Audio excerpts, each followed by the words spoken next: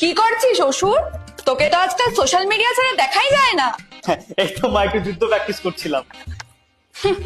যতই প্র্যাকটিস কর, তুই প্রতিবারই হারিস, এবারও হারবি। যাই হোক, মহাদেব অনলাইনে টিকিটটা বুক করে দিয়েছে। 21 তারিখ ব্যাগপত্র নিয়ে ডাইরেক্ট স্টেশনে চলে আসবি। আমি কিন্তু বারবার ফোন করতে পারবো না বলে দিলাম। মা, এবার কিন্তু আমি যাবো না। কেন রে সোনা, কি হয়েছে? মা, বয়স হচ্ছে তো, সুগারটা হাই, প্রেসারও বেড়েছে। আর দিকে তোমার ভক্তরা ওই দশমীর দিন ফেরার আগে এক গাদা সন্দেশ মুখে গুজে দেয়। Actually they don't know how to treat a guest. মানে ওসব বলে কি আমার কোনো সম্মান নেই বলো? তোর সম্মানে আমি শুটিয়ে লাল করে দেবো, নোংরামো বার করে দেবো। ত্রিশূলটা দেখেছিস তো আমার? হ্যাঁ প্লিজ। কি?